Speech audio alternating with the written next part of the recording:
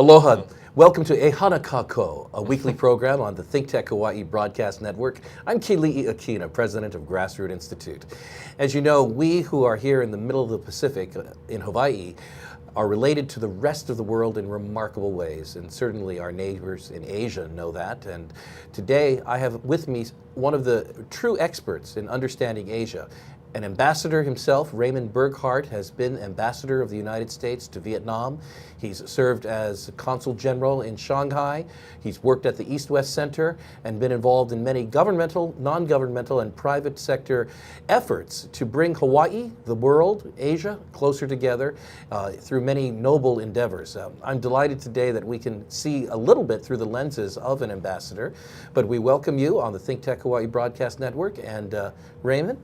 Oh, Ambassador, welcome. Keli'i, great to be here. Well, glad. Thanks for having me. It's not your first time on the network, and we're glad to have you on board here. In fact, you just got off the plane recently. You're spending a lot of time in Asia. I've had a couple of days to reorient back here. I came off the plane from a trip to Asia on Friday.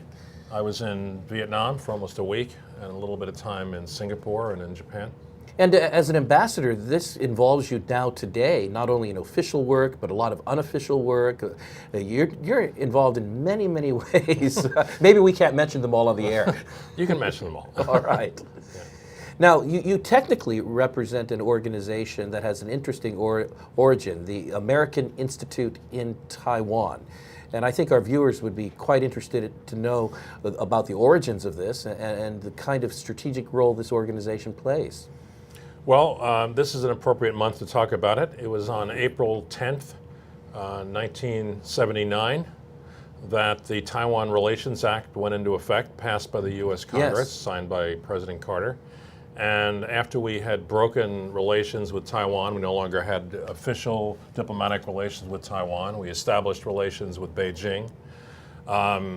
We wanted to maintain ties to Taiwan. We would have to call them unofficial. We would have to handle it with some care. China always insists, in fact, Taiwan insisted too, that there could be only one place called China. So we established AIT, American Institute in Taiwan. The U.S. Congress established it. It was actually pretty brilliant legislation, which enabled us to do everything we'd done before, but to protect ourselves by changing the name. Well, you know, this. So it looks like an embassy. It works like an embassy. It issues visas. It has a commercial section. We have military attachés. We do all the things an embassy does. That's right. But we don't call it an embassy. And as its one-time director and now its chairman, right. as an ambassador. I was the director there from 1999 to 2001. A position normal in Taipei, position that the press usually refers to as the de facto ambassador to Taiwan. And now I head the Washington office, which is the backstop office. I'm sort of a US-based envoy to Taiwan. I go there periodically. I accompany Taiwan leaders when they're in the US.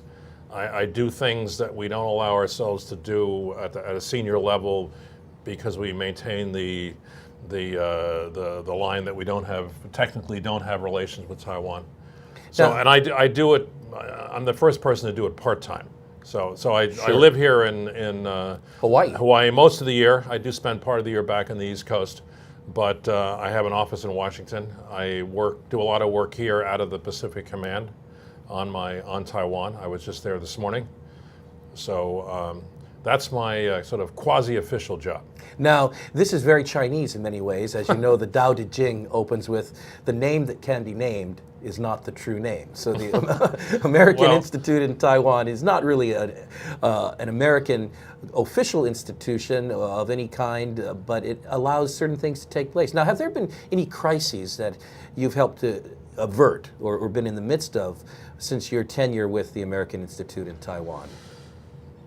Well, I wouldn't take credit for averting a crisis, but we helped a bit. I would say if you look back in the year 2001, a new president was elected. Yes. Chen Shui-bian was elected president. He was the opposition from the opposition party. I was the American representative in Taipei at the time, and he took a very antagonistic approach toward Beijing. Seemed to sort of enjoy tweaking them and kind of seeing how much of a rise he could get out of them from one day to the next. And Beijing was very nervous about what he would, whether that would lead to increased tensions and even possibly conflict. Washington was nervous. So after he was elected, I spent a lot of time with him, much of it one-on-one, kind of walking him through what the reactions would be in Washington and Sure. Beijing if he said this or did that. And it worked for a while anyway. He started out at least with a more moderate tone than we'd feared, you know. So. Well, and we obviously had a moderate tone in the process as well. Yeah. Now, one of the interesting things is to look at the way China views Taiwan and the way we as Americans understand the China-Taiwan relationship. I read a white paper, of all things, by the PRC government, which anchored the relationship China has to Taiwan in an old Confucian value, the value of xiao, filial piety. In other words, honoring your father, your grandfather, and so forth. And the paper, a political paper, argued from this philosophical point of view that Taiwan has this filial piety relationship with China, and it would be un-Chinese to in any way tamper with that. Now, you're a little more astute in terms of political rationale. What's going on between China and... You might find 10 people in Taiwan who look at it that way. Yes. You know, it'd be hard, but if you worked really hard at it, you might find 10 people who took such a, let's say, subservient view of the relationship with the mainland. But that's how they justified it. Yeah, you know, I mean, what the reality is that, of course, that Taiwan is rules itself. Yes. You know, it's in control of itself. It's actually a miracle story, a place that was very poor when Taiwan and the mainland separated in 1949, has since become a wealthy island with a very strong economy, a key player in the high tech world. You know, a sort of key key in the whole chain of production of IT technology, and also democratic.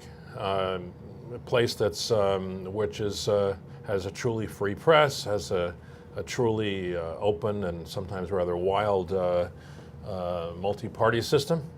So how does China, on the mainland, view politically Taiwan? What is the basic argument? Beijing will never give up its claim that Taiwan should become part of China, meaning part of the PRC. They would be satisfied with an arrangement like the one they have with Hong Kong, in which they claim is separate, separate but still unified. You know, so in other words, let Taiwan have a system, somewhat of its own system, but still be really under Beijing's control. And there's very little support for that in Taiwan. The status quo is, people are happy with the status quo, in which they can choose their own leaders, decide their own fate. But what we have seen in the last 6 years is a much calmer relationship across the Taiwan Strait. Sure. There are now 800 and something direct flights every week. There were 0 6 years ago. There's direct shipping. 6 years ago, the ships had to engage in a kind of silly operation where they would go through Japanese waters or go through Hong Kong waters, going between Shanghai and Taipei, or between Shanghai and Kaohsiung, which is the big port. They have direct mail service, which incredibly they didn't have before. They have a trade agreement. There were 3 million tourists from mainland China in Taiwan last year. I mean, I don't know how many there were 6 years ago, That's but right. it would be closer to 3,000 than 3 million. So, Would you say that commerce and free enterprise have played a role in increasing the security of that region? you could say that. I mean, I think when you get the kind of economic integration that you have between particularly the coastal provinces of China, areas like around Shanghai, areas around Guangzhou, and the island of Taiwan. When you have that kind of, when you have over 1 million Taiwanese business people running factories, doing business in the mainland, when you have many cities, even virtually whole provinces in China that are very dependent on the business relationship with Taiwan and the constant flow of components and parts back and forth, that probably helps to stabilize things. You know, it means that if you let things go wrong, if the leaders contemplate, let's say, an embargo or an attack or some kind of ugliness, their people are going to pay a price too. You've mentioned the economic integration of this region, especially now in the digital age and with the financial markets as well. But I think that there has been progress in another realm, and I'd like to ask you about that. If we go to these areas from part of Shanghai down to Hong Kong and next door to Shenzhen and the special economic zone and so forth, all the way down to Taiwan, don't we also have a higher quality of life and a higher realization of the kinds of liberties and human rights that are characteristic of developed world? I wouldn't want to go too far with that. Okay. My professors at Columbia made me read a lot of the works of Mr. V.I. Lenin. And, you know, China is still a Leninist political system in which the party still reigns supreme. Yes. And people's liberty is still very controlled.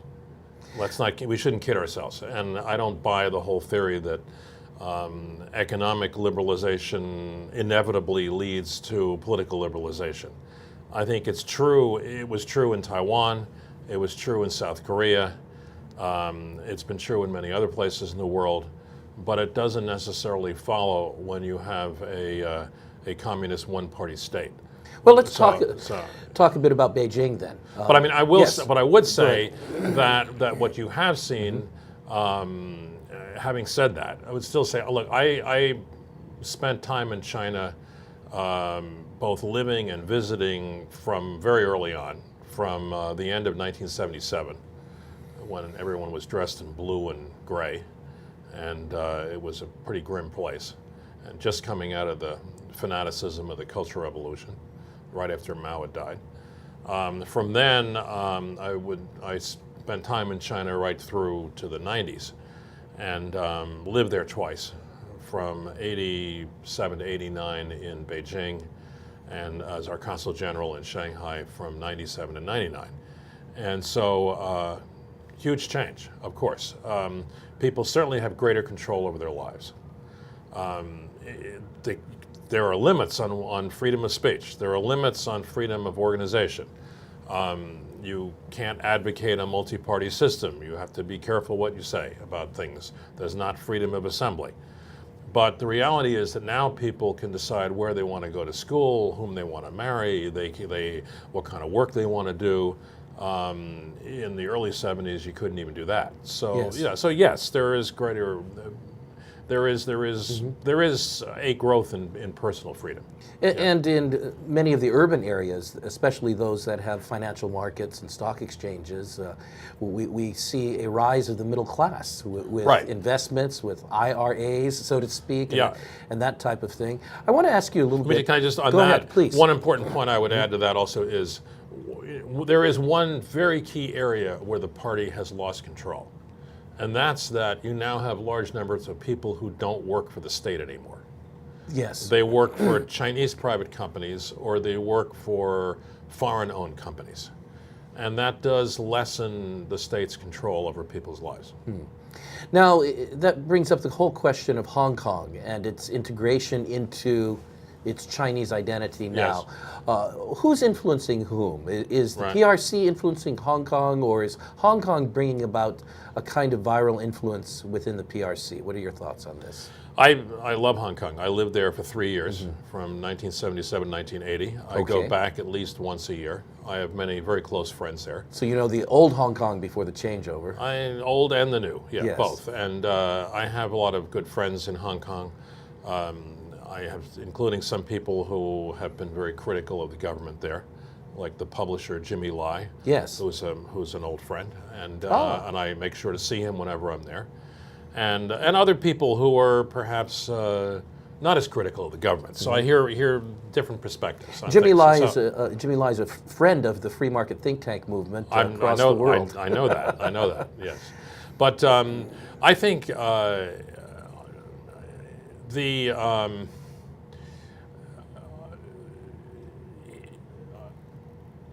Beijing is very worried about Hong Kong right now. Yes. The movement in Hong Kong to insist on direct election of their chief executive, of their governor, is and to take it away from this sort of fake assembly that the PRC has created, and to have it be a truly one man, one vote election. That's something that makes Beijing very uncomfortable. They know they can't control that. And loss of control is always a frightening thought for communist leaderships. I think, but I would say that in terms of having an influence on the mainland, in some ways Taiwan is having more. I wouldn't want to overstate it, but it's fascinating to see how these 3 million tourists that came last year from Shanghai, Guangzhou, Wuhan, Beijing, and went and Yes. toured around Taiwan, you would be impressed at how much time they spent in their hotel rooms watching political talk shows, watching debates. Yes. During Taiwan's 2012 election, presidential election, there was election tourism. People who were very, very curious to go over Fascinating. and see what this was all about. And of course, they had free Google access in Taiwan. Yes, and Facebook and everything else That's they wanted right. to use, right? Yeah. Well, we're going to come back after break, but that is very interesting. I'm Keii'i Akina with the Grassroots Institute today on our program, Ehana Kako, which means let's work together, talking with Ambassador Raymond Burghardt, who represents the United States in matters dealing with Taiwan and is currently a resident here in fact, a long-term resident here in Hawaii. In fact, if you're not a long-term resident in Hawaii, we hope that you'll visit us and help us build our economy. We'll help you build yours. But we'll be back with this fascinating conversation about Asia and the USA and Hawaii in just a moment, right after this short message. Hi, my name is Dr. Rafi. Every week, I'm right here at ThinkTech Hawaii, 3 p.m. on Mondays. My show is Boards' Bio Briefings. What do we do here? Well, we watch sperm swim. We see if they catch anybody. We check out the latest biosimilars. You know, the kind that, what was his name? The guy with the bicycle? I guess we forgot his name, but he was taking EPO and other human growth factors. We'll be talking about human growth factors. You want to know where to get some? Maybe I'll tell. Anyway, you can catch me, as I said, every week right here, Monday, 3 p.m., ThinkTech Hawaii, Dr. Rafi. You can also find me on Twitter, BioInfoMedical. Or you can catch me on Facebook, Dr. Rafael Boritzer. I'll be happy to converse with you. Aloha. Is this all right the way I'm sitting? I'm just more Absolutely. comfortable for me, so And we're do on it this air way. now. Welcome back to Ehana Kako, a weekly program on the ThinkTech Hawaii Broadcast Network. I want to say thanks to Jay Fidel, producer of ThinkTech Hawaii. You're doing wonderful work, and I believe we're up to about 20 to 25 hours of original content every week. And you can see that on www.thinktechhawaii.com. We also broadcast live through the internet, as well as distribute our programs on local television stations. Today we're looking through the eyes of an ambassador, a lifelong, really, or a career lifelong member of the United States Foreign Service who has served in lofty posts such as Ambassador of Vietnam or Consul General for the United States in Shanghai, and today conducts relationships for the United States with Taiwan. I'm talking about Raymond Burghardt. Raymond Burghardt is here in Hawaii. He's also worked with the East-West Center. And I wanted to ask him a little bit more about the broader region, including Vietnam and North Korea, perhaps. So for how long were you ambassador to Vietnam? I was ambassador to Vietnam for 3 years, from the end of 2001 until the end of 2004. My Vietnam experience goes way back. I was there during the war. I worked first as an advisory team in a province in the south for about 7 months from 1970 to 71. Oh, and then yes. I worked in our embassy in Saigon during the war from 71 to 73. So, and then I worked again on Vietnam out of the State Department and the sort of the office that dealt with Southeast Asia in 1982. Well, I made the first trip along with Rich Armitage, who was then our Deputy Assistant Secretary of Defense for Asia. We made the first official trip back to Vietnam in March '82 to talk about, to try to resolve the POW-MIA issue. Well, you know, that's quite a history there. And looking back from the end of the Vietnam War, or what they would call the American War, to the present, what have you seen in terms of the development of democracy or any long-term change that has really set in? Well, you know, as is true in China, is also true in Vietnam, the economic development has been more than the political development. Vietnam has prospered. It's right now has a pretty fast growth rate. Yes. They had a lot of problems over the years with inflation spikes and currency devaluation and all that, even as recently as 4 or 5 years ago. Right now they're doing okay, and you see lots of foreign investment. A middle class has developed. A consumer, people are consuming, and you still have a lot of poor people out in the countryside. But certainly in the cities, you're seeing prosperity that was not there before. In terms of political freedom, I would say a very similar pattern to China, and which I think is deliberate. You know, they're two of the last communist countries in the world, and Communist Party-run countries, one-party states, and like China, they've loosened up on control over people's lives. You know, people, as in China, people can now decide whom to marry, where to work, where to live, what kind of work to do, where to go to school. People can even choose, you know, if you went to go to a Catholic church, it wouldn't look much different. The service wouldn't look much different than in Honolulu.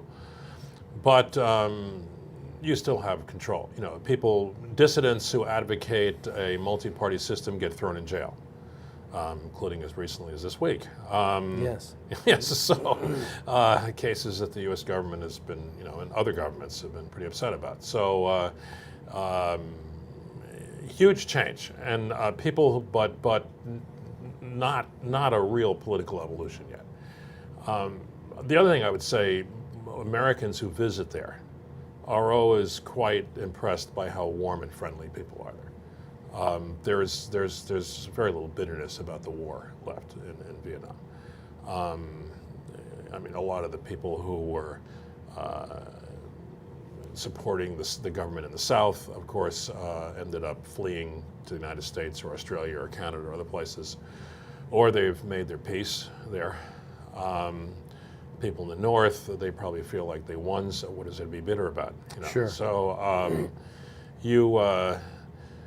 plus it's a very young population.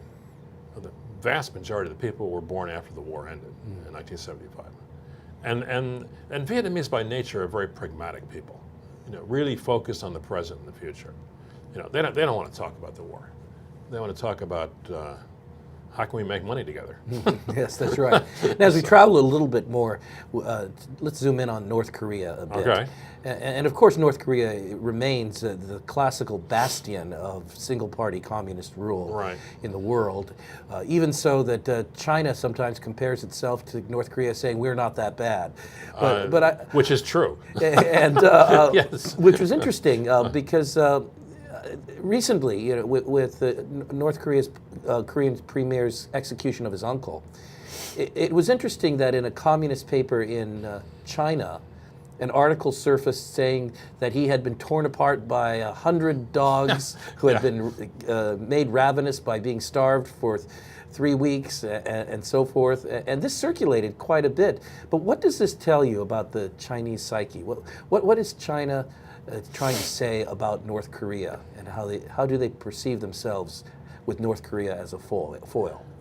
I don't, China is North Korea's last friend in the world. The North Koreans really need the Chinese. It's not just political support or security support. China also supports North Korea's economy. A huge percentage of Korea's trade, I don't know the exact number, but it's definitely more than 50%, is with China. Yes. China owns mines in North Korea. China has invested in so many of those even in very recent years. North Korea is dependent on China for food aid, all forms of aid. So I think we have seen, definitely have seen, and have heard from the Chinese that they are getting exasperated. And they're worried about the new leader in Beijing, I mean in Sure. Pyongyang, and they, it's always worrisome when the client state looks like he might drag you into a fight you don't want. And there you have it. And this tension on the part of China toward Pyongyang, do you think that China serves as a stabilizing force in the region? In light of the kind of unpredictability that we've seen in North Korea. Frankly, I would have to say that in the greater region, looking at Southeast Asia or Northeast Asia, including Japan, I would say that China has been a destabilizing force in the last few years, taking very aggressive stances in its maritime claims in the East China Sea and in the South China Sea, in its border disputes with India, with virtually every neighbor it has. It's taken a rather a destabilizing approach. In the case of North Korea, is the one place where China perhaps deserves some credit for keeping a troublemaker somewhat under control. They like to take a lot of credit for that, but Sure. Except when we press them to do more, and then they emphasize how little control they have. So it's sort of a game we play. Yes. Now, in terms of the destabilization, there are a lot of people here in Hawaii, obviously because of the connection to Japan, of many people, who are deeply concerned about China's actions toward Japan. Any comments on that recently, especially some of the maritime disputes that have arisen?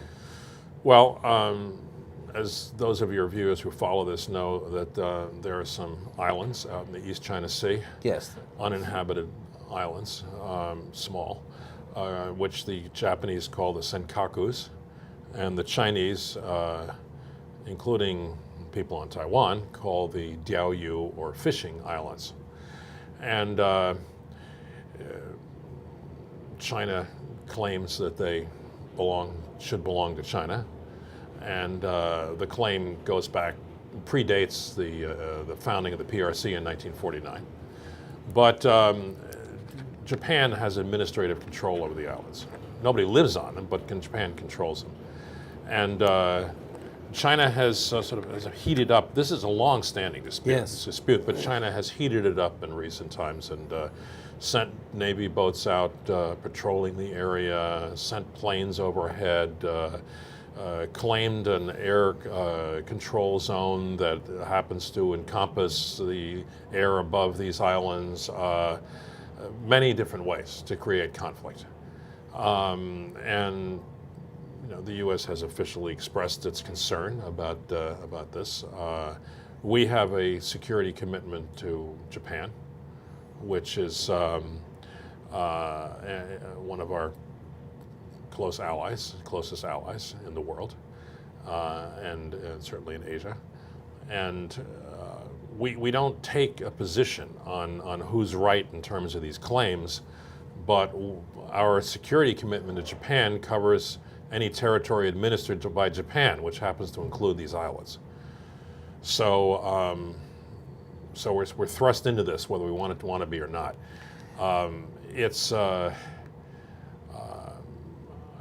There is also the related sort of background situation that Japan's relations with some countries in Asia is still embittered by the experiences of the Second World War, Yes.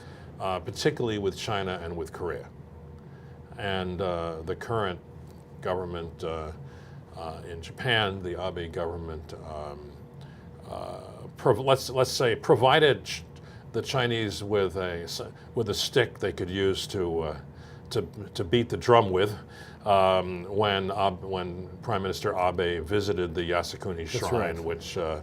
which commemorates Japan's war dead, unfortunately including some of the leading war criminals of the Second World War. When the United States... So the Chinese made a big Yes, deal out of that. That's right. When the United States finds itself embroiled or caught in some of these regional conflicts that have a much broader context that's regional, Yeah. what do you think the best posture is for the United States here in navigating its relationship with People's Republic of China and these other countries? Well, we have to, obviously you don't want to put yourself in the middle of a conflict if you're not going to serve your interests that way. You have to walk a fine line. You have to, if we have commitments to friends, we have to stick by those commitments, as in the case of our alliance commitments to Japan. We can't look like we're waffling on our commitments. But if you see, you want to encourage your friends to not do things that are provocative. You want to discourage them from doing things that are provocative. I mean, this is similar to the situation I was describing with Taiwan as well. Mm-hmm. We have what we call a policy of dual deterrence. Yes. That's the term we use. It means we have a military strength and a military commitment which we hope deters China from trying to take Taiwan by force or to use coercive action against Taiwan. But at the same time, we have what we could call political deterrence, which deters Taiwan from doing things that would needlessly and gratuitously provoke action by China. So We don't have to worry about it with the current government in Taiwan, but with the previous government in Taiwan, that was a real issue. well, it obviously takes a lot of delicacy, the kind of diplomacy a long-term ambassador would need to exercise to handle this. I'm going to ask you a tough question when we return, and that is whether or not the United States' financial condition, in particular the debt carried by China, compromises our ability to do diplomacy. I'm Keli'i Akina with the Grassroots Institute on Ehana Kako of the ThinkTech Hawaii Broadcast Network. We're talking with Ambassador Raymond Burghardt. We will be right back after this short break. I'm Jay Fidel. That's Sharon Moriwaki of the Hawaii Energy Policy Forum. And every Wednesday we have Hawaii, the State of Clean Energy. We've been doing it for some time now, and we have some fantastic guests on there, unbelievable guests who give us insight into what is going on in a very complex, sometimes very confusing, sometimes very disappointing area of progress in the state. So we love doing this. We love meeting them. We love talking to them. We love having their ideas out on the table. So maybe, just maybe, we can all make some sense of what's going on. Sharon, what do you think? thing. I think that's absolutely correct. We enjoy ourselves meeting with all these people and hearing about the energy and the state of clean energy, and hopefully we advance clean energy for the state. So it's terrific. Join us. Come Okay, join it's us. every Wednesday. Okay, Wednesday is Energy Day. Every Energy Wednesday, Wednesday. 4 to 5 p.m. Hawaii, the state of clean energy, here on ThinkTech Hawaii. Energy We'll see you Wednesday. there. Welcome back to A Hana Kako, a weekly program on the ThinkTech Hawaii Broadcast Network. We hope that you're enjoying our conversation today through the eyes of an ambassador with Ambassador Raymond Burghardt, who conducts the United States relationship with Taiwan. He is a former ambassador to Vietnam and has broad experience both in government and in the private sector. We were talking a little bit about the United States relationship with China in light of many of the regional conflicts that take place. You know, sometimes, Ambassador, people say that the United States has compromised its ability to negotiate because of the high levels of debt that we have with China. That, in fact, China is our largest single debtor, so to speak. But I think there's probably more than on the surface of this. What are your thoughts about that? Actually, we kind of alternate between China and Japan. Okay. Who's the biggest, who has the largest amount of U.S. debt? I think right now it is China, but not very long ago it was Japan. I think Russia is third, and a fact not very often known. Could you guess the fourth? Taiwan. Taiwan. Yes. It's a small, it's probably only about 15% of China's, but it is number 4, about $450 billion. There are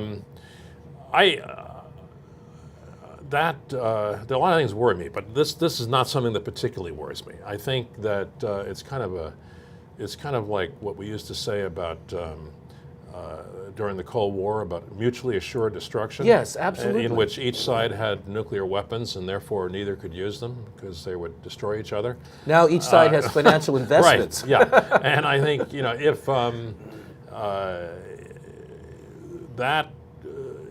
if China did something that affected about our debt, that affected the value of the dollar and caused it to collapse, that would of course be Chinese held dollars which would collapse, and they would have a disastrous situation on their hands. It doesn't mean that I like the fact that we have all that debt, or that we are such heavy consumers and seem to be not exporting enough, but I don't view that as our greatest vulnerability. Frankly, I would say if I was to worry about something of a fiscal nature, it would be more that we need to be able to maintain our military capability.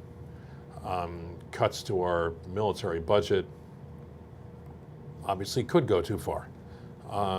We need to maintain the presence here in the Pacific, including here in Hawaii, but also at our bases in Japan and in Korea, and our ability to maintain our forward presence, our ability to respond quickly, our ability to deal with all the efforts China is making to neutralize our military strength. We need to be able to do that. And our friends are watching carefully, and sometimes they get a little nervous. The Chinese have been systematically developing what our military friends out at PACOM call A2AR, which is anti-access area denial, A2AD, excuse me, area denial, and meaning that if the U.S. were to come to deal with some crisis situation, that China's missile capabilities, air power capabilities could keep us At bay. at bay. Yes. We can deal with that. We have ways to be able to develop counter capabilities, and we're working on it. Our friends at PACOM spent a lot of time on that, but it costs money. You've obviously spoken of the importance of a military presence in response to China and the maintenance of a strong military in the United States. But you've also spoken of some of the dynamics that have brought about change, the economic development and so forth. Do you see any longer-term trend developing toward a greater form of liberty for the people of China, as well as democratization? I don't want to overstate this trend, but do you see moving in that direction?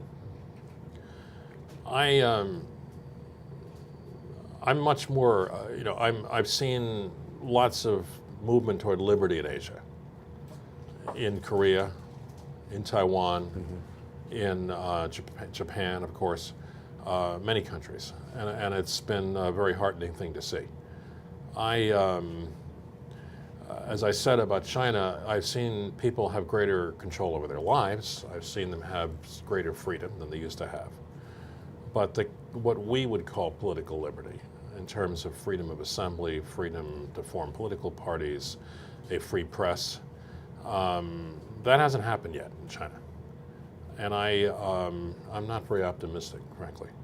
I mean, of course, anything can change, anything can happen. Sure. And a long time is a long time. You don't know how long we're talking about. But I would say we shouldn't kid ourselves. We really, and there've been some good studies about this, good books written about it, saying, we sometimes delude ourselves into thinking that economic strength and automatically will create a political freedom. A Leninist political system is a very tightly run system, and the basic rules of it haven't changed much since Mr. Lenin lived in died in 1923 or whenever it was. And it's do not permit any challenge to the party's monopoly of power. That rule hasn't changed. I remember a member of the political bureau, the ruling body in Vietnam.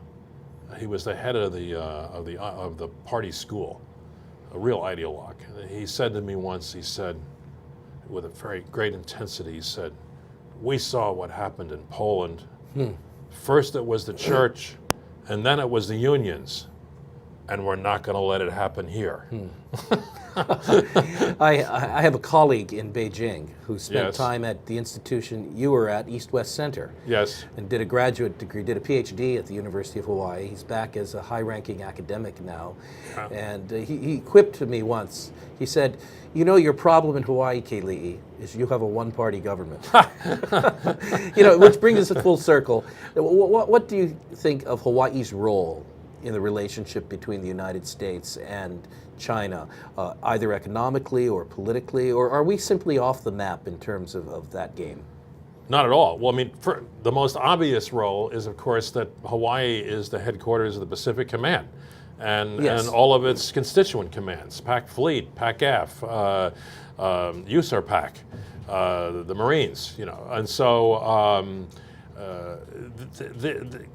the Pacific Command is the nerve center of America's security relationship with the countries of the Asia-Pacific region, and of our forward deployment of power to protect our interests in the Asia-Pacific region. And that's why a lot of the work I do on our relationship with Taiwan, I do, if I'm not in Washington, I do it out of the Pacific Command headquarters. And Admiral Locklear and his team there are absolutely key players. But I think it goes beyond that. There could be more economic engagement between Hawaii and Asia, but it exists. I mean, just this last week, I do some private sector work particularly in Vietnam, with companies that work in Vietnam. And just this past week, one of the companies I work with in Vietnam, called Indochina Capital Corporation, which, among other things, does advisory services to help companies get into the market there, with a company in Hawaii, which will go unnamed, but which wants to get into business there in a big way. We reached agreement to help them out. Now, what can be done to increase Asian investment here in Hawaii? And more of the kind of Yeah. activity, venture capital and so forth that you just described there. I think, well, I mean, an obvious place to start could be in the tourism industry.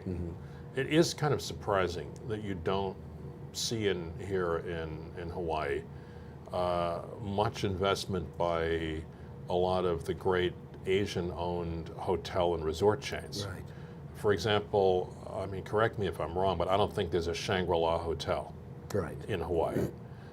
There should be. You know, that's a sort of Malaysian Chinese-owned company, very successful. There's no Mandarin Oriental here. You know, that's another Asian-owned company. There are some Japanese-owned hotels, yeah, obviously, but like the New Otani and so forth. But there could be more. So, I mean, I think that's a place to start. There should be ways to appeal to those companies and get them interested. You know. Well, maybe in your private sector business, you'll be able to help Yes. us grow that part of our economy. We've got a minute left. Yeah. And any last word to our viewers about what you've learned as a diplomat, as an ambassador, ever since your early Foreign Service days? Just a thought to those of us who look with admiration often on the career of a Foreign Service agent who becomes ultimately an ambassador.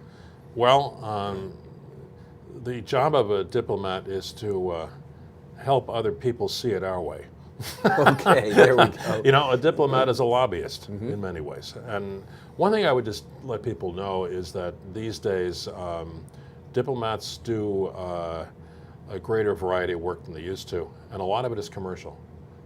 So much of the work that I've done over the years was helping American companies make sales, helping American companies helping the United States to open markets The in other exercise of countries. soft power. Yeah, and also just helping to improve the image in that is, I mean, that was sort of commercial advocacy, which we do a lot of, but also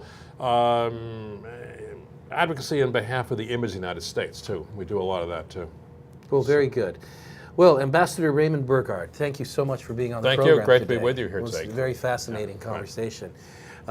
I have been talking with Ambassador Raymond Burghardt, who used to be the ambassador to Vietnam and is currently the man who conducts our relationship with Taiwan. Fascinating information. And of course, we ended by talking about Hawaii. Hawaii is in the center of the Pacific. Hawaii is related militarily to the rest of the world, Asia Pacific especially, and Hawaii can be a terrific destination for investment, which is something we advocate for a stronger Hawaii, not only for our economy, but for the spreading of the values of individual liberty, free markets, and limited accountable government. And that's what we do at the Grassroots Institute. I'm grateful to Jay Fidel and ThinkTech Hawaii for this broadcast network. We look forward to seeing all of you next week again on Ehana Kako, Let's Work Together, a weekly program. Aloha.